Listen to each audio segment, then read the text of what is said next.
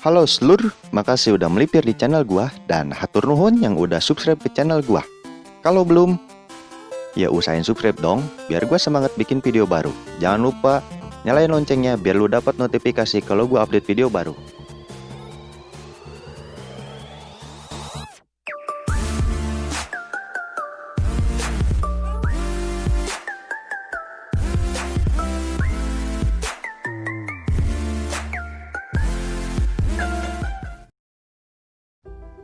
Assalamualaikum warahmatullahi wabarakatuh. Balik lagi sama gua Guntur di konten gua ceritain. Dan buat kalian yang punya cerita horor, cerita mistis, atau cerita menarik lainnya, bisa lu kirim ke Instagram gua, bisa juga dikirim ke Twitter, atau lu bisa email ke gua. Di konten gua ceritain kali ini, gua bakalan bawain cerita horor yang berjudul Tumbal.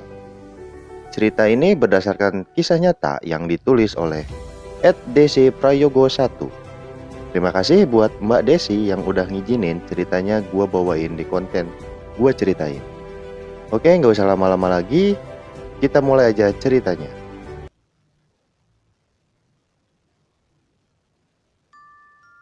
Kejadian ini terjadi sekitar pertengahan tahun 2014, di mana temanku, sebut saja namanya Rizka, baru saja menikah dengan suaminya Edo. Di mana kejadian ini tidak pernah terbersit sama sekali di benaknya. Ceritanya bermula saat ia selesai menggelar acara resepsi pernikahannya. Setelah acara dangdutan dan para pengunjung bubar, dia juga mulai masuk ke kamar untuk bersih-bersih lalu istirahat. Itu sekitar hampir jam 1 malam. Tapi tiba-tiba saat mau tidur, dia merasa lapar. Rizka ini tipe orang kalau perutnya udah lapar terus nggak langsung makan dan dipaksa tidur, besoknya pasti langsung down. Mau nggak mau, Edo harus beliin makanan di luar karena menurut Rizka di dapur makanan hanya tersisa semangka saja. Aduh, cari makanan di mana jam segini ya? Gerutu Edo. Yang sempat terdengar telinga Rizka. Rumah yang mereka tempati berada di perumahan yang lokasinya lumayan sepi, apalagi kalau di malam hari. Itulah alasannya Edo menggerutu, tapi di lain sisi gak mungkin habis nikah terus besoknya Rizka drop. Tak lama kemudian Edo memutuskan untuk berangkat beli makanan, karena dia juga merasa bertanggung jawab sama kesehatan Rizka. Ternyata Edo berangkat sendirian naik motor dan Rizka memilih menunggu di rumah. Sambil menunggu Edo, Rizka menonton TV yang acara malamnya nggak jelas. Terus HP Rizka berbunyi. Ternyata ada telepon dari Edo yang mau nawarin makanan. Di telepon Edo bilang, "Yang, di sini yang buka tinggal warung sambelan. Tapi rame banget yang, kamu mau nggak?" "Kalau mau, sabar bentar ya." Lalu Rizka menjawab, "Ya udah, nggak apa-apa yang, tapi sambelnya dipisah ya." "Oke yang," sahut Edo berbarengan dengan ditutupnya telepon. Sekedar informasi, Rizka ini nggak bisa makan makanan yang terlalu pedas. Setelah mendapat jawaban dari Rizka, kemudian Edo membeli sambelan dan Rizka pun lanjut menonton TV. Kurang lebih hampir 1 jaman, Edo kembali ke rumah. Padahal lokasi antar warung dengan rumah Rizka itu nggak terlalu jauh. Berhubung lagi rame, ya makanya lama datangnya. Ternyata Edo beli 2, satu untuk dia dan satu lagi untuk Rizka. Pastinya sesuai pesanan Rizka yang sambalnya dipisah. Makanlah mereka dengan lahap. Tapi di sela-sela makan mereka, Rizka tiba-tiba berhenti karena di mulutnya ada sesuatu yang mengganjal. Ternyata pas Rizka ambil, dari sela-sela nasinya itu terselip rambut yang masuk ke mulutnya saat dimakan. Ini bukan rambut manusia, melainkan kayak semacam bulu hewan. Warnanya abu-abu tua dan teksturnya agak tebal. Sontak, Rizka teriak dan muntah ke kamar mandi dan mengeluarkan isi perutnya yang baru saja diisi. Spontan, Edo langsung menghampiri Rizka karena saking kagetnya. Bahkan orang tua Rizka juga ikut bangun. Setelah Rizka muntah, akhirnya badannya lemes seperti orang tak punya tenaga. Edo pun berhenti makan dan membuang makanan itu, lalu mengajak Rizka untuk tidur. Besok paginya saat Edo bangun, dia melihat Rizka cuma duduk bengong di samping tempat tidur. Wajahnya pucat dan saat Edo menggerakkan tangan Rizka, terlihat jelas kalau badan Rizka lemas. Lalu, Edo menyuruh Rizka untuk istirahat saja, nggak usah kerja dulu. Pikirnya, mungkin Rizka capek. Edo pun pergi mandi meninggalkan Rizka sendirian di kamar. Selesai mandi, Edo langsung sarapan dan berniat mengembalikan sarapan untuk Rizka, lalu menyuapinya. Kebetulan, Edo ambil cuti seminggu untuk pernikahannya, jadi dia bisa merawat dan menjaga Rizka di rumah. Beda sama Rizka hanya boleh libur 1 hari saja dari tempat kerjanya. Mungkin itu disebabkan karena dia bekerja di mall, jadi nggak bisa cuti terlalu lama. Tapi berhubung Rizka sakit, jadi ya dia terpaksa harus libur dulu. Saat hendak mau mendekati Rizka, Edo ini semakin kaget dengan kondisi tubuh Rizka. Edo langsung memanggil orang tua Rizka dan menyiapkan mobil untuk membawa Rizka ke rumah sakit terdekat. Karena tubuh Rizka sudah benar-benar parah, di mana mata Rizka melotot, wajahnya super pucat sampai tiba-tiba pipi temumnya Rizka jadi kempot. Aku bisa memahami gimana paniknya Edo dan orang tua Rizka saat melihat anaknya kayak gitu. Seakan tubuh Rizka lagi dimasuki sama sesuatu. Tak menunggu lama, Edo, Mama Rizka, dan tentunya Rizka pergi ke rumah sakit secepat mungkin. Mereka pun tiba di rumah sakit. Rizka langsung dibawa ke IGD dan terlihat Mama Rizka nangis sejadi-jadinya. Saat Rizka didatangi beberapa perawat dan seorang dokter, mereka kebingungan melihat kondisi Rizka. Bahkan, mereka bilang detak jantung dan nadi Rizka normal seperti orang sehat. Tapi, melihat kondisi Rizka, dokter memutuskan untuk mengambil sampel darah Rizka untuk dicek ke laboratorium. Tiba-tiba saat dokter selesai mengambil sampel darah, Rizka teriak-teriak sambil kejang-kejang.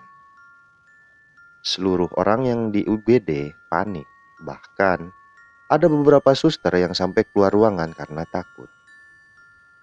Dengan terpaksa, dokter memberi obat penenang di infusnya dan seketika Rizka tertidur pulas. Masih dengan kondisi fisik yang memprihatinkan, saat-saat aku melihat foto Rizka yang berada di rumah sakit, aku seperti melihat orang yang gak pernah makan berbulan-bulan. Karena itu jelas banget tubuh Rizka menyusut hanya tinggal kulit dan tulang. Setelah menunggu kurang lebih setengah jam, hasil dari laboratorium pun keluar. Betapa kagetnya dokter saat itu membaca hasil tesnya. Di situ tertulis bahwa Rizka dinyatakan sehat tanpa ada penyakit apapun. Otomatis, Edo dan Mama Rizka jadi shock mendengar hal itu. Lantas, Rizka ini kenapa? Tapi dokter tidak menyerah sampai di situ. Dokter memberi Edo surat pengantar untuk Rizka foto ronsen. Mungkin nanti hasilnya akan terlihat jelas Rizka ini kenapa. Tak pakai berpikir panjang, Edo pun ke ruang administrasi lalu membawa Rizka ke ruang foto ronsen. Kata Edo, berhubung Rizka masih terpengaruh obat biusnya, akhirnya dia foto ronsen dengan alat yang biasanya dipakai untuk foto ronsen jenazah. Entah gimana prosesnya, Edo nggak tahu karena dia hanya menunggu di luar. Setelah Edo menunggu, akhirnya salah satu perawat membuka pintu sambil mendorong kasur Rizka keluar ruangan dan memberitahu hasilnya baru keluar nanti sore.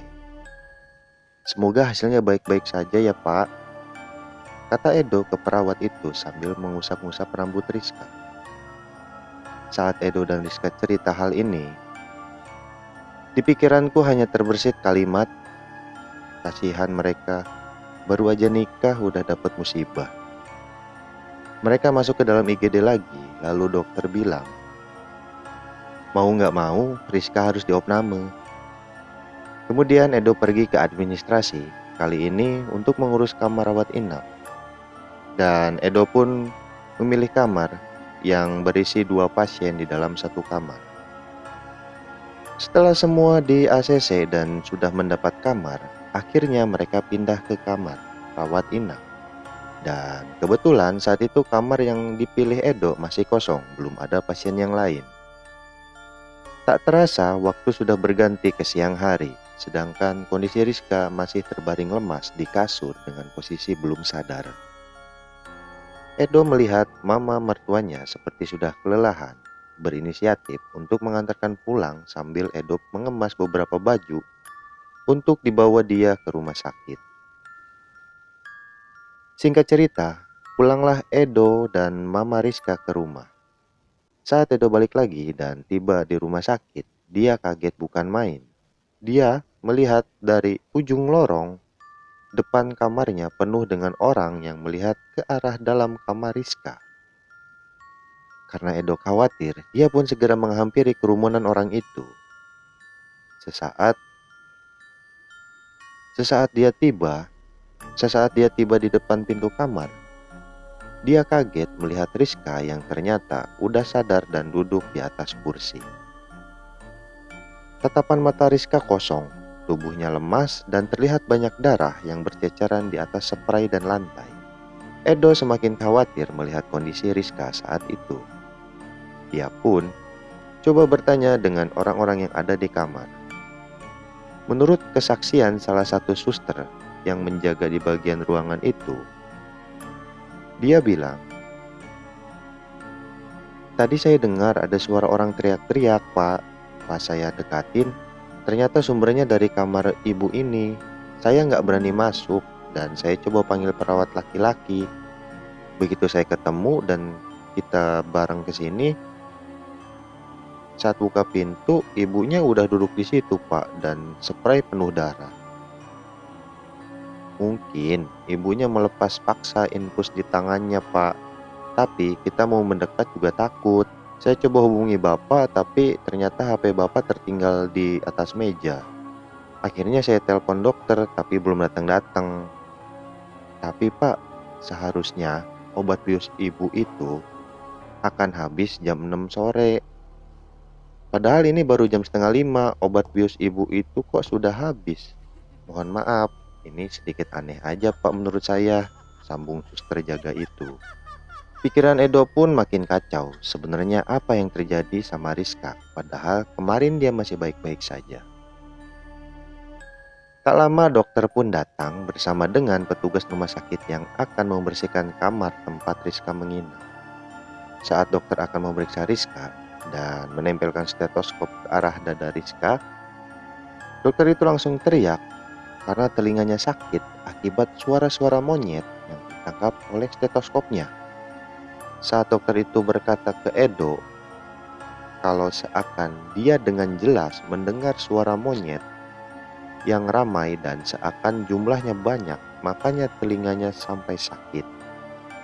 Tapi sayangnya Edo nggak percaya karena emang Edo ini tipe orang yang selalu pakai logika. Kejadian ini pun menjadi bahan perbincangan di lingkungan rumah sakit tempat Rizka dirawat saat itu. Karena Rizka satu-satunya pasien yang datang dengan kondisi paling aneh. Singkat cerita, hari sudah menjelang maghrib dan saat Edo duduk-duduk di depan, dari arah lorong seberang ada perawat yang menyuruh dia untuk ke ruangan dokter. Ya, ke ruangan dokter yang menangani Rizka. karena hasil dari ronsen Rizka sudah keluar. Edo semakin gak sabar. Sebelum dia ninggalin Rizka, dia memastikan terlebih dahulu bahwa kondisinya bisa ditinggal.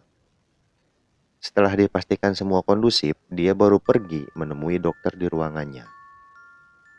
Dengan harap-harap cemas, Edo berdoa di sepanjang jalan menuju ruangan dokter agar hasilnya baik-baik saja. Tapi ternyata tidak. Saat dia masuk, lalu dokter menyuruh untuk duduk. Dokter pun memperlihatkan hasilnya yang ditempel di suatu papan terang yang ada lampunya. Di situ terlihat jelas fotonya. Edo melihatnya dengan ekspresi heran karena dia sama sekali tidak paham, dan yang dia pahami bahwa tulang-tulang dari foto itu seperti patah-patah semua. Lalu dokter membuka obrolan. Bagaimana bisa orang yang sehat bisa hidup dengan kondisi tulang rusuk yang patah-patah seperti ini, Pak? Edo semakin bingung. Seharusnya orang dengan kondisi seperti ini sudah meninggal di tempat saat dia mengalami kecelakaan, Pak, sambung dokter itu. Edo semakin bingung dengan perkataan dokter itu. Pikirannya kacau. Ternyata dokter itu menganggap bahwa Rizka habis mengalami insiden kecelakaan, makanya kondisinya seperti ini. Ketika Edo coba menjelaskan kronologinya secara lengkap kepada dokter itu, sekarang malah gantian dokternya yang menjadi bingung dan bengong. Tanpa pikir panjang, Edo langsung menghubungi Mama Rizka untuk segera menemuinya di rumah sakit dan menceritakan semua hasil ronsen yang sudah keluar. Mamanya pun langsung shock.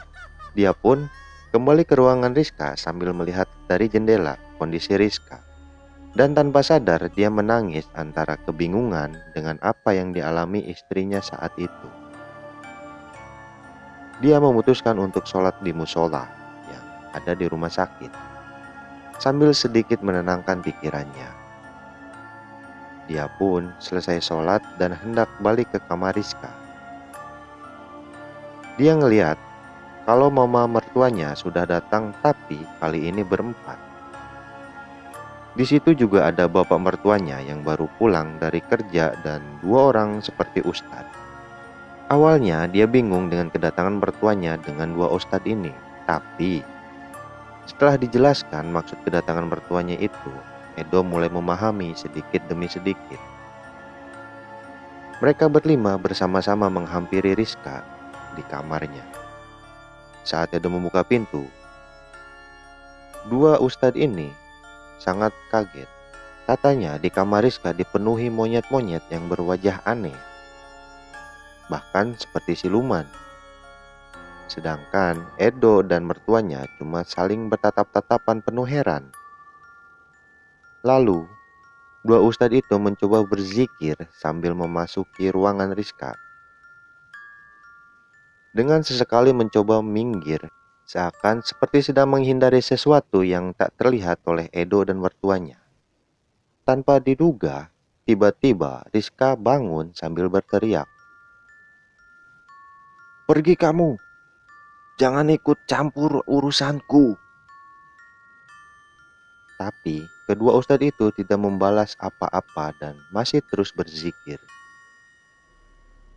Lalu salah satu dari ustadz ini menyuruh Edo dan mertuanya untuk keluar ruangan karena mungkin nanti kondisinya bisa ricuh. Edo dan mertuanya pun mengiyakan. Mereka bertiga keluar meninggalkan Rizka dan 2 ustadz tadi di dalam kamar.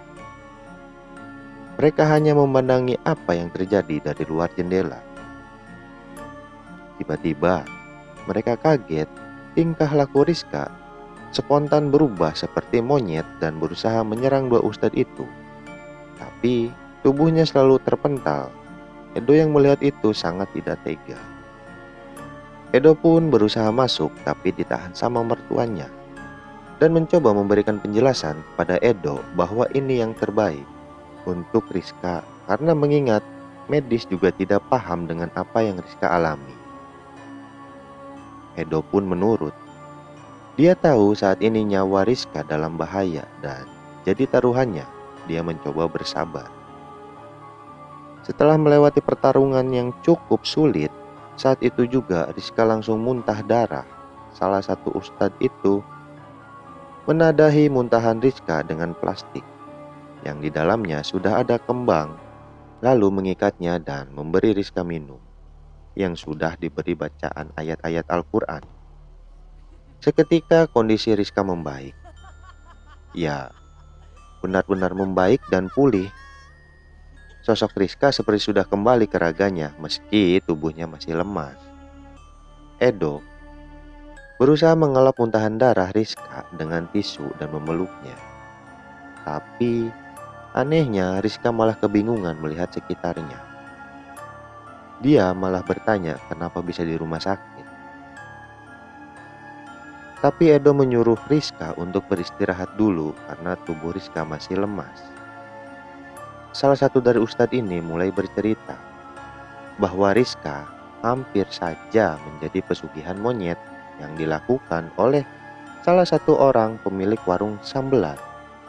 Tapi beruntungnya iman Rizka kuat, jadi dia tidak langsung meninggal. Sontak Edo, Rizka dan orang tua Rizka kaget mendengar hal itu.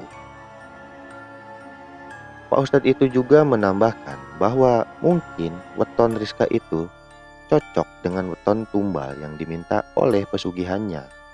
Jadi saat kebetulan Edo beli nasi di situ dan si Jin melihat bahwa istrinya Edo ini wetonnya cocok, makanya si pemilik warung langsung menyelipkan bulu monyet dalam nasi milik Rizka.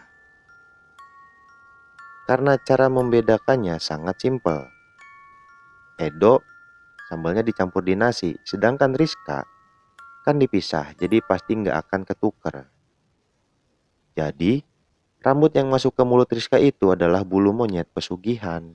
Sampai detik ini, Rizka kalau ingat kejadian itu, dia nggak henti-hentinya mengucapkan syukur kepada Allah Subhanahu wa Ta'ala bahwa dia masih dikasih kesempatan berumur panjang dan bisa melalui kejadian menyeramkan itu dengan mudah. Wallahu alam, kadang kuasa Allah itu lebih besar dan tidak disangka-sangka cobaan yang dikasih ke kita. Lagi-lagi dari cerita ini kita bisa mendapat sesuatu pembelajaran berharga apapun usaha yang kita rintis. Jangan pernah memakai hal-hal yang berkaitan dengan pesugihan.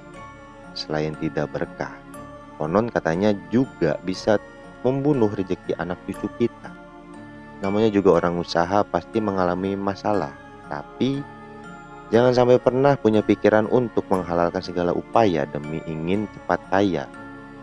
Jangan karena hanya uang kita jadi manusia yang miskin akal. Semoga kita selalu dalam lindungan Allah Subhanahu wa Ta'ala. Dan aku doakan semoga yang lagi merintis usahanya berkah untuk banyak orang dan lancar. Amin.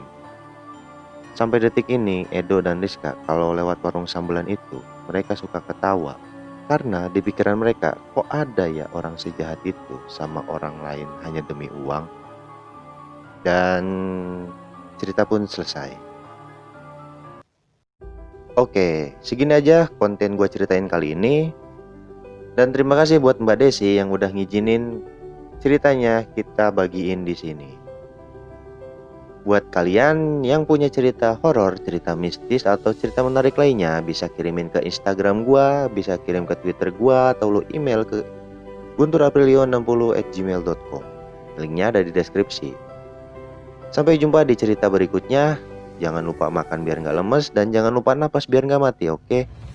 Wassalamualaikum warahmatullahi wabarakatuh. See you.